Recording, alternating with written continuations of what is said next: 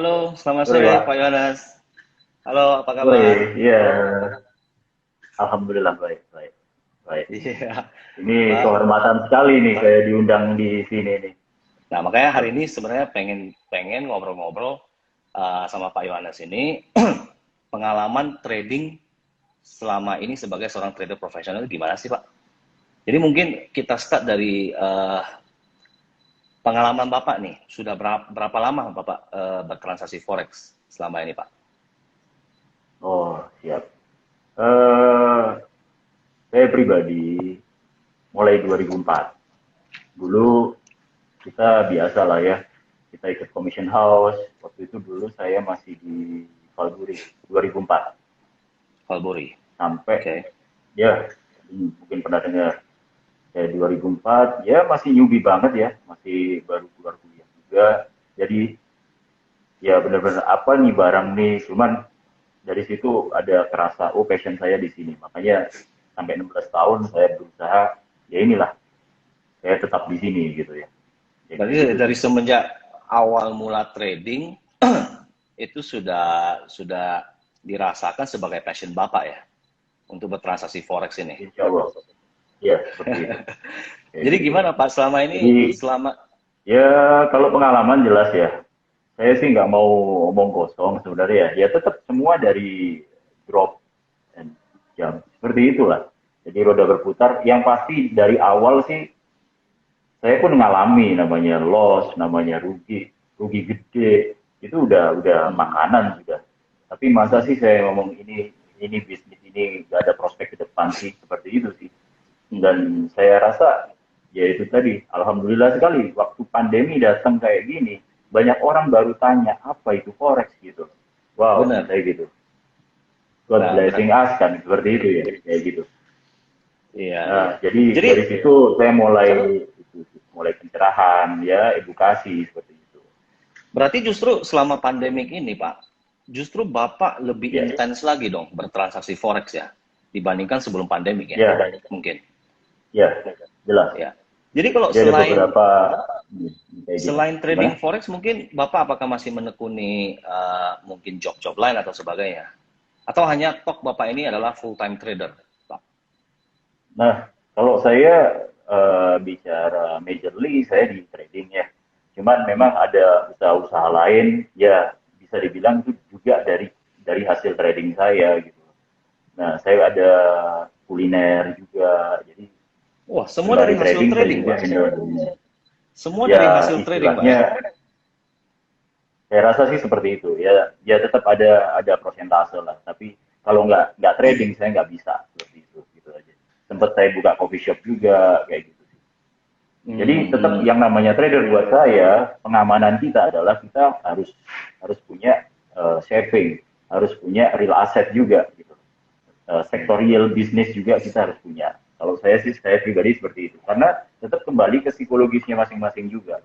Gimana kalau kita sebenarnya secara bisnis kita sudah bisa dibilang relatif aman, trading kita juga akan objektif gitu ya, bukan subjektif lagi.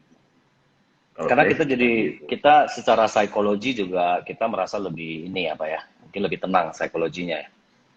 Iya, iya, iya sih. Jadi selama ini Saya berarti merasa seperti itu. kalau uh, saya bisa simpulkan dengan dari bertransaksi selama ini, Bapak sudah sanggup artinya masuk ke bisnis lini-lini bisnis yang lain juga. Artinya selama ini tradingan Bapak ini Iya. banyak mengalami keuntungan, Pak ya. Ya, alhamdulillah. Akumulasi kita masih profit lah. Ya, Nah, tetap kita nggak bisa seperti sukses yang kayak kita beli Porsche, Lamborghini. Ya, sukses itu relatif ya. Yang penting saya sudah bahagia aja sih, sudah cukup. Anak-anak kita sudah sekolah bagus. Nah, seperti itu aja sih. Bisnis-bisnis hmm, kita sudah jalan, gitu aja sih. Ya, kayak gitu. mungkin mungkin itu juga Pak hari ini yang mungkin para audiens di sini ini pengen tahu nih, apa sebenarnya rahasia dari seorang Pak Yohanes ini bisa secara konsisten mendapatkan profit, Pak? Mungkin boleh di-sharingkan sedikit mungkin strategi atau tips. Kalau Hmm, saya pribadi, simple saja sih. Eh, yang pasti 3M, ya 3M pasti harus ya, money, method, mindset ya. Tapi paling gede itu di mindset. Ya, kalau saya pribadi, mindset ini harus dibenerin dulu. Kalau saya, gitu. Seperti kita mindset bisnis ini bagaimana sih? Objektif dari bisnis ini gimana? Ya, jangan sampai istilahnya saya banyak berkelana di forum-forum gitu ya. Simpel saja kita bicara main forex, main ya. Di situ saya rasa mindsetnya sudah ke arah main gitu. Bagaimanapun Oke. semua agama, kalau kita bermain-main dengan hal yang memang serius, ya saya rasa hasilnya nol. Bisa jadi seperti itu. Makanya saya lebih, ayo jangan ngomong main deh, trading gitu. Kita trading, transaksi gitu. Terus yang kedua, mindset tentang bisnis ini.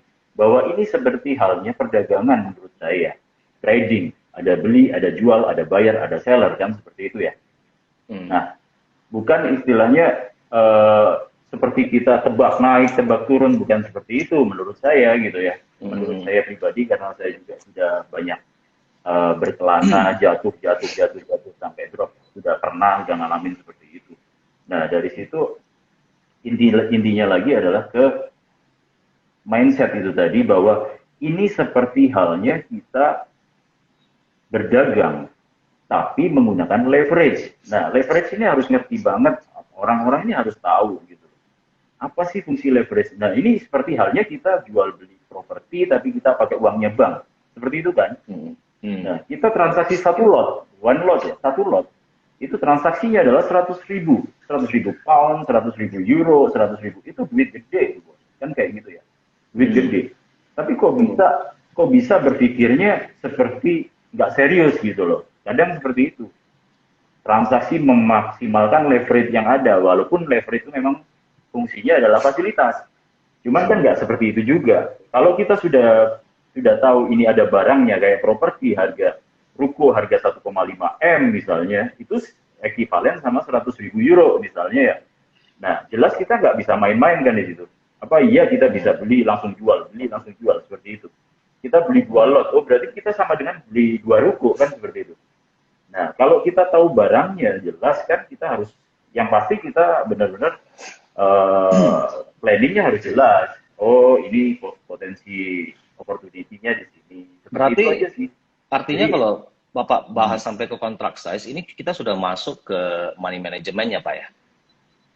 ya money management. Karena Ya intinya karena sih kalau kalau mindsetnya seperti itu. Hmm.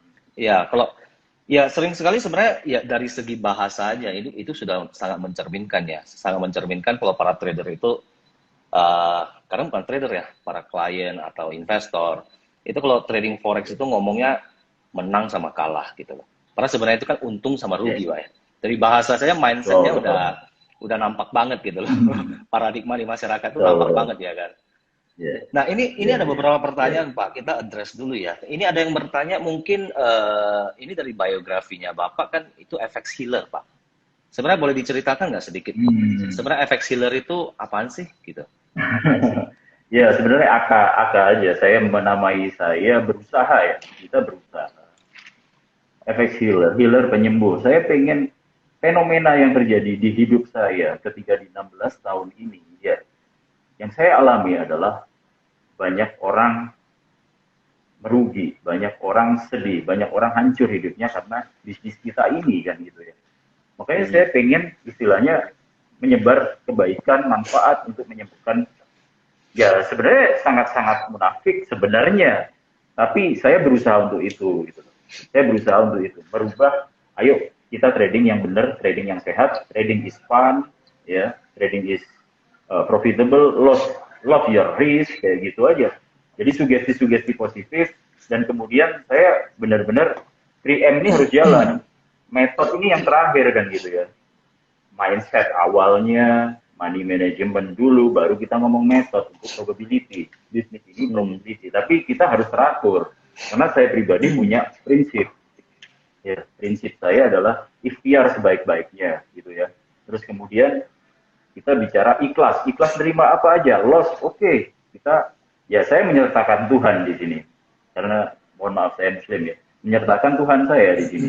Bahwa setiap kegiatan saya harus serius dengan berhati-hati. Terus kemudian saya akan, kalau kita bicara apa, bicara secara agamis ya, kita ikhlas terima. Oh loss, oh ya sudah, besok lagi. mungkin belum dikasih rezeki. Nah, seperti itu aja. Baru saya akan tawakal. Tawakal itu berarti berserah diri saja. Saya akan dibawa kemana ini sama Tuhan, gitu aja. Oke, Kayak gitu berarti sih. Jadi efek sealer, efek sealer itu berarti seperti sebuah inisiatif yang Pak Yohan ya, start sebenarnya untuk apa namanya mensosialisasikan bagaimana caranya dalam bertransaksi forex itu, Pak ya. ya. Jadi healer ini kan sebenarnya saya pengen jadi nyembuhin karena banyak banget orang yang bercerita curhat sama saya gitu loh. Sangat banyak berdiskusi, curhat. Ini bisa nggak sih buat hidup? Ini bisa nggak? Kalau saya ini bisa kembali, saya bisa nggak sih sukses di sini gitu ya? Karena sudah dengan jiwa yang sudah sangat drop kayak gitu ya. Nah makanya saya sendiri yang lucu banget ya mungkin saya berpikir gimana kalau jadi dokternya forex gitu loh. Nah kayak gitu aja. Makanya efek healer itu yang sama dengan tabibnya forex. Mau saya seperti Udah berapa itu. lama nih, Pak? Iya nggak? Udah berapa lama nih, Pak? Efek sealer ini udah berapa lama, Pak? Apanya? Oh Inisiatif efek sealer saya ini. sih inisial ya. Ini hanya inisial sih sebenarnya. Inisial. Ah, Saya mulai 2015. 2015 sudah pakai inisial ini di Telegram saya, Instagram saya ada kayak gitu. Itu aja sih. Tapi kalau kita bicara community yang saya bentuk itu kita namakan JMRFX. Ya, JMRFX. Jet Money Republic Foreign Exchange.com. Itu. Tapi ya saya pribadi sebagai personality saya berusaha untuk jadi dealer teman-teman yang sudah ngerasain ya nggak enaknya bisnis kita ini gitu aja sih. iya, Itu iya. aja sih. Ya, Pak, berarti oke, kita kembali lagi ke 3M tadi, Pak. Pertama tadi kan mindset. Nah, yang kedua berarti kita masuk ke mindset, kemudian money management, Pak ya, benar ya? Ya, ya betul.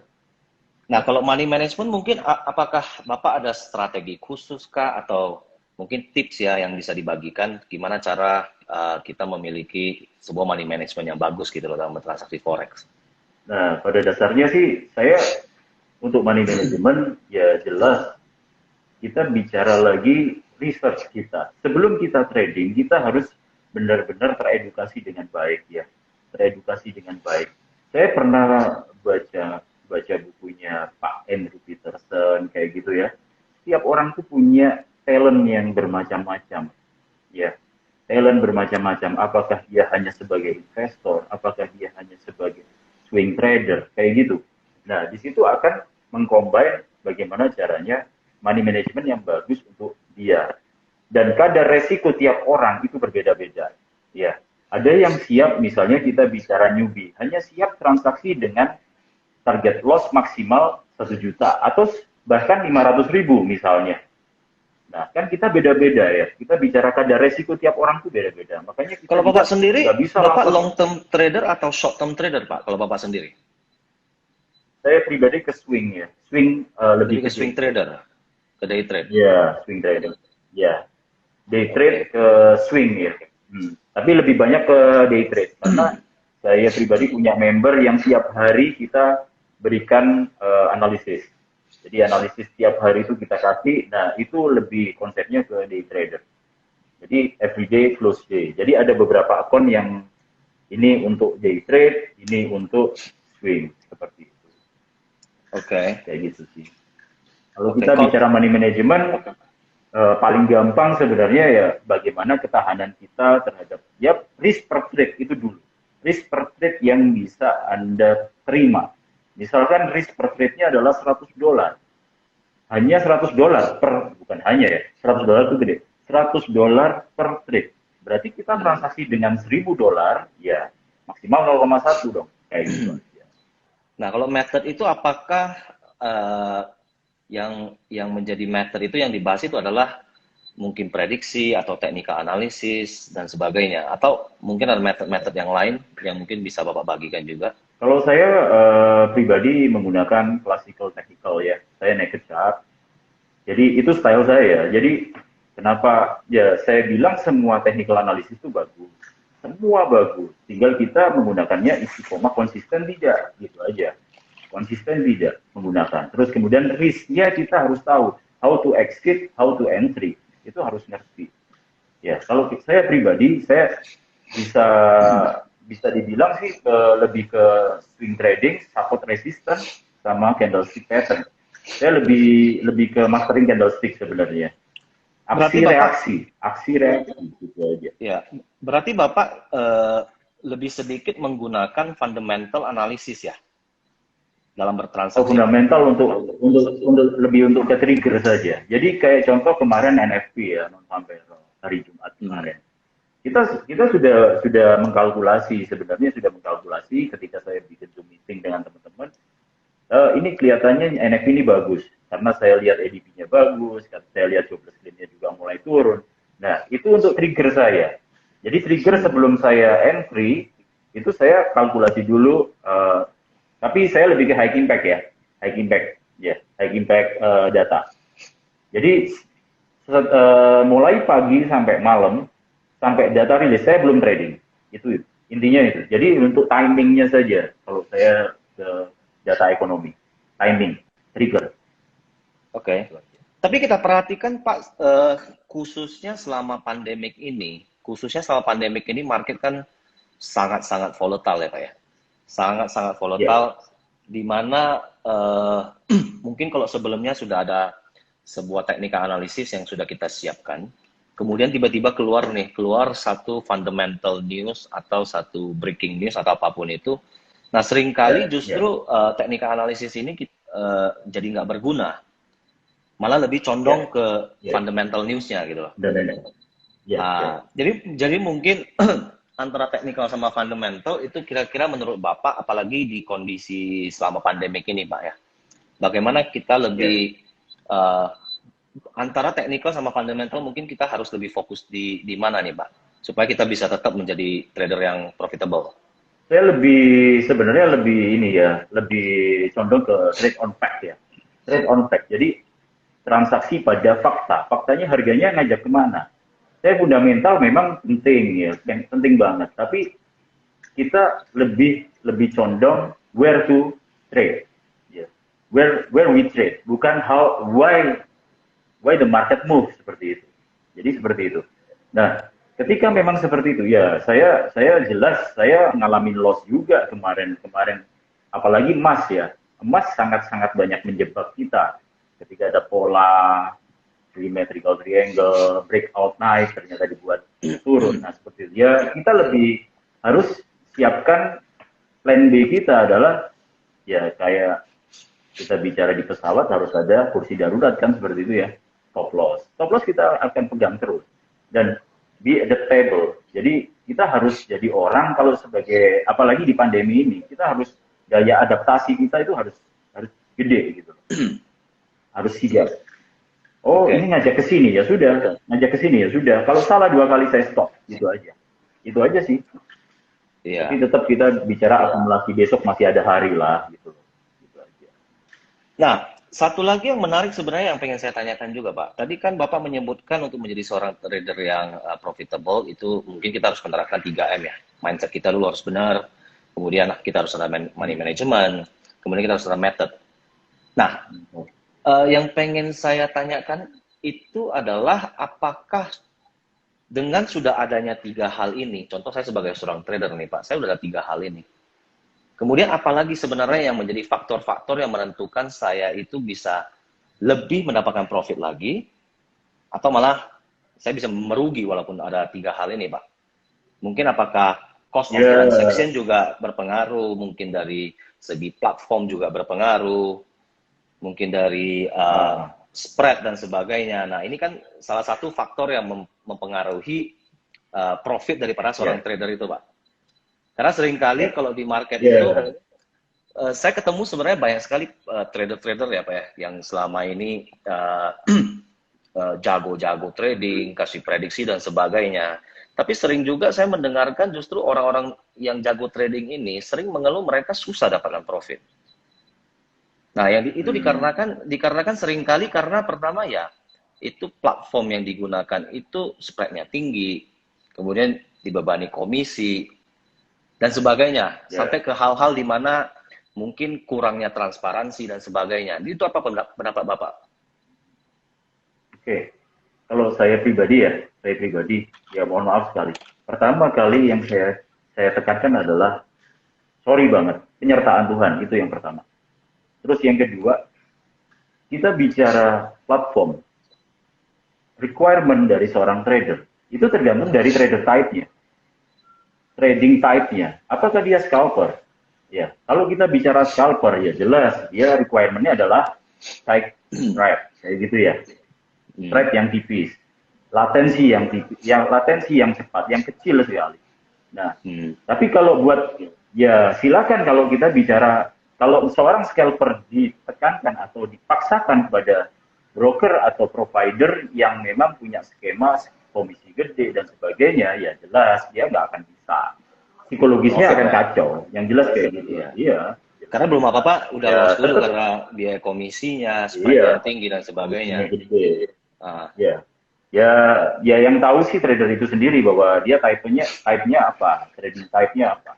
Kalau kita bicara swing trading, day trading dengan bicara komisi dan sebagainya, saya rasa ya memang berat di cost-nya, tetap berat, tetap ada psikologisnya juga. Cuman ya tergantung penerimaan dia bisa nggak, kalau bisa ya jalan aja. Saya sih seperti itu. Ya, Tapi benar. tetap terkadang dengan komisi gede, kadang memang berpengaruh sekali. Jadi ketika kita klik langsung hijau, langsung biru ya, sama kita klik merahnya lama itu beda. Psikologinya udah beda. Beda. Nah itu beda dia banget. Pak. Sebenarnya ada hal yang paling menarik yang selalu saya pikirkan ya Pak ya dalam bertransaksi forex ini seperti ini. Secara matematika itu kita kan ada belajar hukum probabilitas. Contoh kita bertransaksi ya probability kan. Jadi contoh kita kalau bertransaksi 10 kali, 5 kali kita profit, 5 kali kita loss, dengan money management, dengan mindset yang benar, harusnya kan kita tidak loss ini Pak, benar ya? Seandainya kalau kita bicara winning rate, seandainya platform yang kita gunakan itu memang cost transaksinya rendah gitu lah. Tapi mungkin seringkali itu yang terjadi adalah kenapa saya bilang trader-trader yang teman-teman saya dan sebagainya itu jago-jago trading ya. Kalau saya buka contoh dia pakai MT5 nih, di history tradingnya ini lebih banyak profit daripada loss gitu loh. Tapi sekali loss itu loss semua nih Pak, loss semua. Mungkin kalau bisa kita rasio probability mungkin profitnya 80%, lossnya 20%. Tapi 20% ini malah mengakibatkan secara keseluruhan dia loss gitu loh. Nah, kemudian sebenarnya kita totalin ya dia loss-nya itu loss di biaya transaksinya. Karena setiap lot itu kan dia dikenakan spread dan sebagainya, commission, belum lagi swap gitu loh. Jadi sebenarnya kalau dihitung itu menurut saya sih cost of transaction platform yang bagus mungkin juga merupakan salah satu yang penting ya untuk bisa menjadi trader yang profitable. Apalagi digabungkan dengan tadi teknik-teknik yang Bapak sharing 3M ya kan. Kita punya platform yang bagus, yang no com, no swap, spread-nya bagus. Kemudian kita juga punya 3M ini, kemudian kita punya method, mindset, money management yang bagus. Mungkin kita bisa jauh lebih profitable lagi. Mungkin Bapak setuju akan hal itu. Setuju. Nah, jadi intinya sih kalau kita bicara platform atau broker, ya kalau kita bicara platform atau broker, itu sudah mengurangi psikologis berat kita. Sebelum kita trading, oh ini brokernya oke, cost-nya kecil, latensinya cepat, ya pastinya sudah nggak ada beban untuk berpikir yang macam-macam kan gitu. Itu bagusnya. Oke. Mungkin satu Pak, ini saya pengen tanya, menurut Bapak nih, khususnya di kondisi sekarang ini, market yang bagus itu menurut Bapak peluangnya ada di mana sekarang Pak? Saya pengamat semua, cuman saya rasa semua punya opportunity. Gitu. Saya bukan orang yang sangat addict sama hanya pound sterling saja atau emas saja, tidak. Semua punya opportunity. Cuman yang sangat perlu kelihatan sekali volatile-nya tinggi, ya itu ya mungkin di emas, ya. Saya rasa opportunity-nya oke, tapi dengan catatan Anda siapkan stop loss pip yang lebih gede daripada yang lain-lain, itu aja. Kalau nggak siap jangan. Gitu. Mungkin ada tips Pak, mungkin contoh kalau kita bertransaksi emas, mungkin yang paling ideal itu stop loss kita berapa, take profit kita berapa, Ada nggak Pak kira-kira Hmm. suggestion dari Bapak? Kalau kalau saya sih matematis ya, matematis sekali bahwa kita menentukan stop loss dan take profit itu sebenarnya ada di namanya average daily range ya, average daily range. Jadi pergerakan rata-rata setiap harinya. Nah, kalau saya pribadi untuk mata uang biasanya saya bisa setting di ADR bagi tiga biasanya, daily range bagi tiga. Kalau emas saya cuma di ADR bagi dua. Jadi kalau kesimpulan simpel adalah saya trading di emas, stop loss saya adalah 8 sampai 120 kayak gitu. Berarti 8 poin. 8 8 kalau nah 8 poin sama 12 poin lah gitu. Oke. Itu untuk stop stop Kayak loss ya Pak. gitu. Kalau untuk take profitnya apakah Minimalnya kita segitu, minimal. jadi Nah, perbandingan kalau antara take ini profit sama yes. stop loss apakah itu satu Nah, banding saya satu pribadi atau gimana Pak? saya pribadi punya punya kalkulator juga ya, punya kalkulator. Nah, ini juga mindset juga bahwa kita jangan sampai lah kita bicara bisnis ini. Ya, memang boleh-boleh saja orang bilang ngomong ya. Tapi saya pribadi, janganlah sampai kita ini lebih rendah istilahnya strata kita daripada kita kuat. Misalnya kayak gitu ya. Yang namanya 1:1. Ya, kita lebihin lah 1:1,2, 1:1,5. Kalau day trade biasanya saya 1:1,25. Kayak gitu. Jadi kalau misalnya stop loss saya 100 dolar, ya setidaknya saya harus bisa profit $135. Kayak gitu. Ya contoh lah, mungkin tahu ya, Koko, Pak Peter pasti tahu lah, yang Ya. di mana-mana ya. Payout-nya cuma 9%, 8%, saya rasa nggak jengli lah. Gitu. Gitu aja. Iya. Dan itu Sorry, juga 90%. 90%. ya. Saya setuju banget sih sebenarnya sama Pak Yohan. Soalnya karena kalau saya kan orang yang lebih matematis ya Pak ya. Saya bicara logika gitu loh. Jadi seandainya pun saya Oke. orang yang kurang kuat dalam mungkin teknikal atau apapun itu, tapi secara matematika kalau saya bisa menyesuaikan itu dengan mungkin stop loss dan take profit saya gitu loh. Seandainya stop loss 1:1,5 Yes. gitu loh. Nah, itu akan menaikkan Ya. probabilitas saya di saat kalaupun transaksi saya itu rasionya 50-50, tapi sebenarnya saya masih profit dengan pengadjustkan Ya. take profit sama stop loss itu. Ya. Ya. Ya, dalam sisi metode ya, dalam sisi money management, yang pertama adalah metode untuk menemukan winning rate, oke? Menemukan winning rate probability Anda. Sebenarnya 50:50 itu bagus, tapi harus ditolong sama namanya risk reward ratio, kan gitu ya.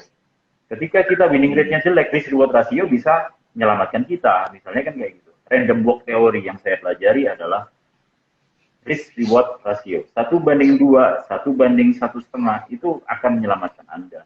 Tapi di situ kita bicara fleksibilitas ya. Ya kita harus tidaknya mungkin akan lebih ke swing trading atau ke positioning trading. Bagaimana caranya mendapatkan risk reward yang gede?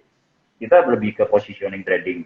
Jadi lebih saya tekankan adalah quality bukan quantity trade ya. Quality trade. Kita cari benar-benar bagaimana ada harga yang oke, best price untuk bagaimana caranya kita bisa 1:2. Nah, itu PR-nya kita sebagai analis sebenarnya kan gitu. Sebagai trader harusnya cari yang seperti itu. Itu aja. Ya. Risk reward ratio. Setuju sih Pak, setuju. Nah, sebenarnya satu hal lagi yang menarik ya sebenarnya saya pengen pandangan dari Bapak juga. Soalnya selama ini paradigma masyarakat itu kan trading forex itu selalu rugi dan sebagainya. Nah, itu apa pendapat Bapak? Ya. Sebagai salah satu mungkin yang tidak berpandangan demikian, itu pendapat Bapak gimana? Ya, itu tadi. Semua bisnis lah. Kita ngomong, saya bikin coffee shop, saya bikin apa kuliner, semua pasti ada planning, ya pasti ada edukasi dulu. Kalau kita nggak dapat edukasi, sama aja dengan gambling gitu kan. Edukasi kita harus telatenin dulu. Tapi yang paling penting juga dalam edukasi itu adanya menanamkan mindset atau sugesti yang positif bahwa trading is fun, trading ini asik, trading ini oke, kayak gitu loh. Nah, yang pertama itu tadi. Terus edukasi itu utama, edukasi dulu. Bisnis ini kayak gimana? Ya. Terus yang kedua, ya apakah benar Anda sudah melakukan trade your plan and plan your trade or trade your plan kan. Apakah sudah stick on plan kan gitu ya? Apakah sudah benar-benar Disiplin ya. memegang plan Anda jalankan? Nah, disiplin itu yang penting. Sangat susah. Sebenarnya intinya itu tadi, disiplin Pak. Disiplin. Orang jarang sekali bisa disiplin. Terus objektif ya, objektif reliable. Jadi kita harus punya target. Bisnis kita ya, kita bicara bisnis kuliner saja, ya. Walaupun kita memang sehari mungkin bisa dapat, tapi kalau dikalkulasi sederhana itu hanya 5% Pak, 1 bulan. Kita kan belum beli rukonya, belum beli apa toolsnya dan sebagainya. Cost of productionnya itu. Nah di trading ini samakanlah analoginya sama dengan kita bikin warung kopi gitu. Jangan kita istilahnya apa? Oh trading ini bisa cepat kaya, trading ini bisa cepat melunasin utang. Jangan Pak, seperti itu aja sih. Ya, nah, karena justru saya tentang yang rugi-rugi banyak seperti itu. Ya, saya sangat setuju sih sama Bapak. Karena more than ever, I think justru sekarang ini selama pandemik ini kan semua lini bisnis ini kan berimbas Pak ya. Jadi dengan adanya kondisi new normal itu yang membatasi kegiatan orang. Jadi itu sangat berimbas dengan bagaimana cara mereka berbisnis, mungkin berdagang, bekerja. Nah, namun bagaimanapun semua orang ini pengen belajar bagaimana bisa mendapatkan profit, tentunya dari bertransaksi gitu, transaksi forex gitu loh. Nah, jadi sebenarnya more than ever itu lebih penting lagi sekarang kita mengubah paradigma masyarakat itu bahwasanya bertransaksi forex itu pasti rugi gitu. Sebenarnya tidak gitu. Hanya saja mungkin kita harus berubah mindset kita. Mungkin kita harus mengerti memilih platform yang bagus, yang cost-nya rendah. Kemudian mungkin kita harus punya method yang benar. Dan kemudian kita harus punya kedisiplinan. Nah, jadi hal-hal ini sebenarnya yang pengen kita sosialisasikan, sampaikan ke semua trader di luar sana. Mungkin bukan hanya trader Pak ya, kita di kondisi pandemik ini saya rasa semua orang justru semakin lama semakin realize kalau trading forex ini bisa jadi salah satu jawaban gitu loh. Bisa jadi salah satu jawaban gitu loh. Iya kan? Ya. Benar. Jadi solusi lah gitu. Ya benar itu memang terjadi. Ini bisa jadi solusi. Ya, karena itu solution Pak ya. Karena sebenarnya kalau kita sadari pasar modal itu justru di mana where the money is gitu. Ya kan? Hanya gimana kita bisa mendapatkan hal itu. Jadi walaupun sebenarnya di kondisi new normal, apakah itu pandemi atau non pandemi, kita tetap bisa mendapatkan income dengan bertransaksi. Nah, ini yang pengen kita solusi yang pengen kita berikan dan kita sosialisasikan kepada semua trader di luar sana. Nah, mungkin Bapak juga dari Bapak ada tips atau pesan-pesan untuk para trader-trader pemula yang baru mulai bertransaksi nih Pak. Mungkin startnya seperti apa? Iya. Kalau saya pribadi gini ya, intinya sih kalau tips saja, jangan istilahnya berkutat ya, maksudnya di dunia bisnis kita ini, di trading forex margin trading atau forex spot trading, sebenarnya banyak scope bisnis yang punya opportunity ya. Jangan dipaksakan. Misalnya kita ngomong, oh ya trading ini forex ini menghasilkan sekali, oh sangat menguntungkan, sampai kita bela-belain misalnya gesek kartu kredit. Jangan seperti itu gitu. Sampai kita pinjam duit kemana-mana, jangan sampai seperti itu kan. Nah, saya pribadi membuka open mind sekali tentang misalnya kita di bisnis ini, ya kalau memang kita nggak punya modal, kita harus smart dong kan gitu ya. Kita harus smart. Misalnya, coba saya beberapa ke teman-teman di member saya, tolong dong misalnya Pak, saya nggak punya modal tapi saya pengen bisa trading gitu, saya pengen menghasilkan dari trading, ya saya challenge mereka. Jadi jangan Anda menitik beratkan pada modal Anda, tapi misalnya Anda bisa bikin demo yang oke, dalam 3 bulan Anda rapotnya oke, setidaknya saya yang modalin dulu, atau saya bisa carikan pemodal kan seperti itu. Nah, dilematisnya di sini yaitu tadi jangan sampai terpaku gitu. Intinya gitu aja sih, bahwa opportunity di bisnis ini banyak. Jadi kalau kita bisa eh, trading dengan baik, walaupun itu demo, menseriskan demo itu oke, gitu loh. Jangan menganggap enteng demo. Jadi kan kita Ya. bisa baca ya dari MTL5 kita bisa baca, oh ini kayak gini drawdown sekian kayak gitu ya. Hmm. Langsung saya bisa kasih modal lah gitu. Ya Ya. walaupun nggak gede ya, tapi Ya. setidaknya saya pengen mengajak teman-teman ini punya optimisme di bisnis ini gitu aja. Ya, atau mungkin ya Kayak gitu. bisa start dengan seperti yang Bapak katakan, mungkin tes demo account dulu ya. Hmm. Ya kan, Iya, kita demo lihat, account. kita Kan di, belajar dulu dan sebagainya. iya, Nah, di iya. ya di JIC ini ada nih demo account Pak, tinggal dibuka doang. Oh iya, Demo saya account. juga udah open di sana kan. Iya. Gitu. Ini Pak, Ah, ada pertanyaan ini ya. dari teman-teman. Teknikal apa yang cocok buat indeks, kemudian indikator apa juga yang cocok untuk swing trade Pak? Mungkin bisa dikasih sedikit ini rahasia khusus gitu. Ya. Nah, kalau saya pribadi, saya dulu pernah sebagai pelaku pasar di stock index ya. Stock index. Waktu itu dulu saya di Hang Seng, Kospi, Nikkei, yang Hmm. dimana itu volatilenya tinggi, ada gap yang cukup cukup gila, kadang cukup gede. Nah, saya lebih ke follow the trend aja, price action. Kalau untuk indeks, Anda eh, kalau dari saya belum belum tentu benar. Tapi buat saya, kalau kita transaksi indeks karena volatilenya kencang, ketika break high dia bisa lebih tinggi lagi, ketika break low dia bisa dalam lagi. Nah, lebih ke follow trend aja, bermain breakout, sorry, bertransaksi breakout technical trading, gitu. Tapi Breakout, price tapi action. untuk price action berarti kalau bisa dia pecah resisten kita buy, bisa dia pecah support kita sell dong. Ya, Nah, namun betul, mungkin breakout, lebih ke breakout, jangan. Hmm, mungkin yang ditanyakan teman-teman ini adalah mungkin kadang bagaimana cara kita baca trend line mungkin. Bagaimana kita tahu kalau ini ah, sudah downtrend dan sebagainya gitu loh. Mungkin ada indikator ya, khusus ya, yang selama betul. ini Bapak pakai. Oke. Penting banget itu kita bicara mapping ya. Roadmap-nya dia kemana dulu. Itu penting banget. Terminal-terminal harga itu penting. Resistance support ya katanya Bapak tadi ya. Terminal Hmm. harga itu penting.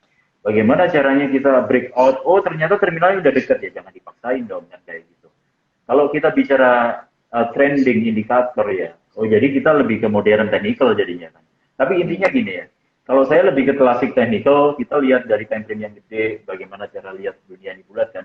Dari time frame yang gede, dari monthly, dari weekly, dari daily, baru kita kecilin kan kayak gitu.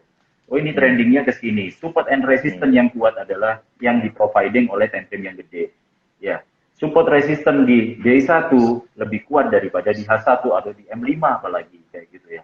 Pattern yang oke itu yang dibentuk sama H1 sama D1, lebih lebih kayak gitu aja. Dan cara pandang kita harus seperti trader-trader internasional, Pak.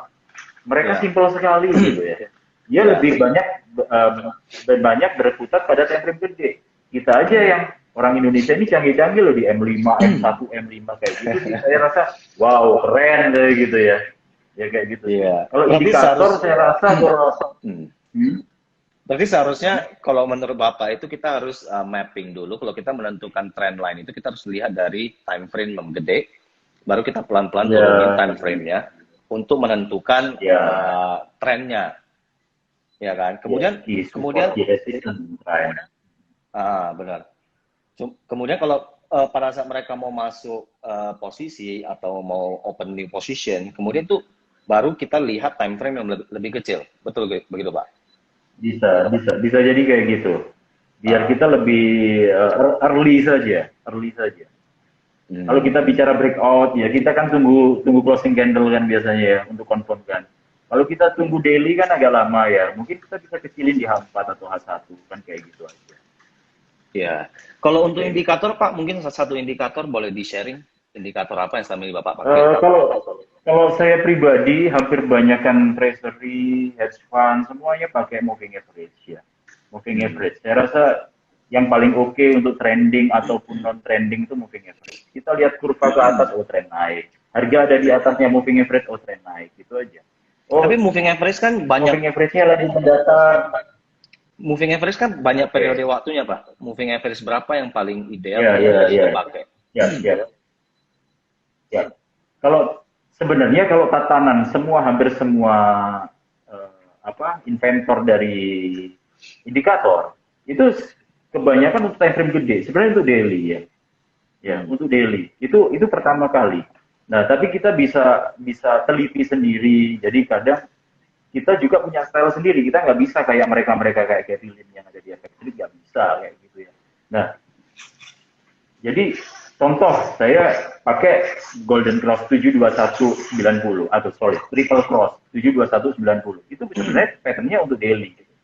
Ya 72190 itu untuk daily dan banyak orang Jepang pakai itu atau kita ngomong Golden Cross itu tadi Triple Cross Japanese Triple Cross atau kita pakai Golden Cross 5 sama 20 nah kayak gitu aja tapi banyak kan time frame-nya gede makanya kalau di time frame kecil itu gedein aja dan moving average ini kan dari candle ya sugestinya atau kita ngomong akumulasinya 24 jam ya pakai aja MA24 misalnya pakai H1 dia pakai MA24 mungkin bisa ya satu minggu 5 hari kali 24 tinggal kita kalikan berapa bisa ya nanti kita sendiri yang tahu kalau saya pribadi saya pakainya 72190 100 200 ya berarti at the end of the day itu tapi untuk hanya filtering ya filtering saja. Sebenarnya kita harus do research lah ya kita harus menyesuaikan dengan style betul juga. wajib Oke. Pak ini sesi kita kan nggak terasa juga ya sudah hampir 1 jam karena ini sesi ini kan cuma maksimal 1 jam udah hampir 1 jam nih nggak kerasa nah jadi mungkin beberapa pertanyaan terakhir nih mungkin beberapa pertanyaan terakhir sebelum kita tutupin Bapak kan sekarang juga merupakan salah satu IB-nya GIC Pak ya nah kalau boleh tahu nih kenapa memilih GIC Pak? Oke. Nah, kalau saya pribadi ke GIC, saya lihat ya, saya pertama kali, sorry banget, ini peer-to-peer blockchain, gila ini, pertama kali saya lihat gitu loh. Ya, itu yang saya lihat. Jadi ini inovatif banget nih perusahaan gitu.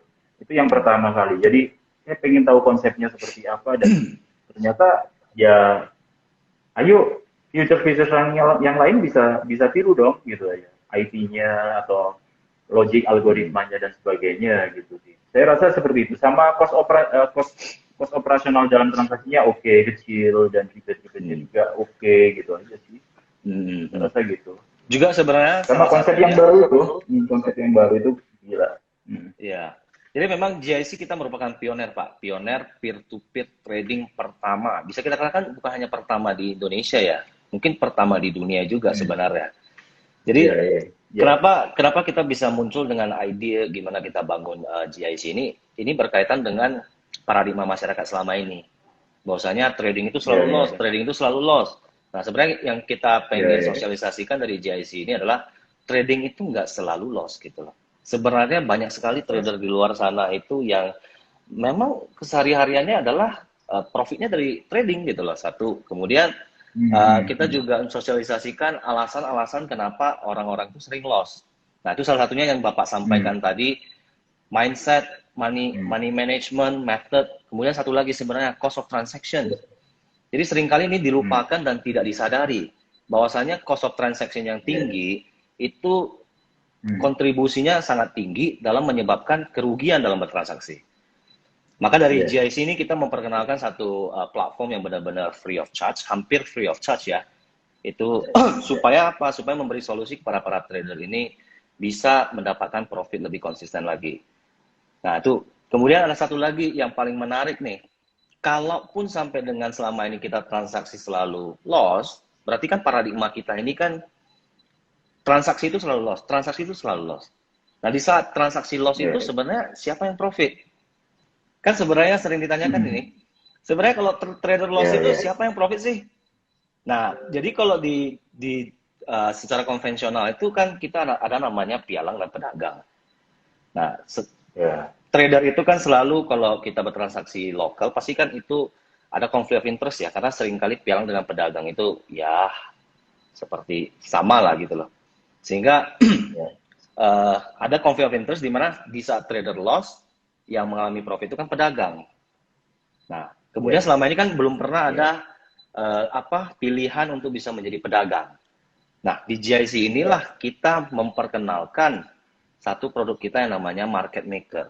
Jadi peer to peer itu kan Ya. artinya antara investor ketemu investor. Jadi ada investor yang mungkin dia mau bertransaksi aktif, dia jadi seorang trader. Kemudian ada juga kalau dia tidak mau Ya. bertransaksi, boleh juga bertransaksi secara pasif. Itulah jadi market maker. Atau kita hanya menerima orderan, Pak. Ya. Nah, Ya. mungkin itu Ya. salah satu juga ya alasan Bapak memilih Betul. GIC ya. Ya, ini benar-benar open public ya. Kejujuran benar nih, gitu. Ya, tapi Nah, sekarang memang zamannya transparansi sih Pak ya. Menurut saya sih ya, ya, ya, transparansi itu sudah sangat-sangat dibutuhkan.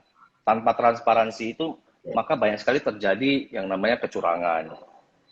Bahkan ya, ya, banyak juga ya perusahaan-perusahaan yang bahkan katanya berizin juga dikarenakan adanya konflik of interest, kurang hmm, transparansinya sehingga itu banyak ya, ya, terjadi hal-hal yang tidak diinginkan gitu. Jadi sebenarnya kita dari ya, JC juga kita pengen promote ke semua klien, trader, IB atau siapapun ya, itu ya. semua fitur yang ada di JIC kita. Thank you Oke, banget sudah bergabung. sama-sama. Oke, okay? Ya, Nanti ya. oke. Okay. Ya, See you, sukses Pak. selalu. See you. Salam profit ya. Ya, Sukses see you, ya. see you. Salam profit, Pak.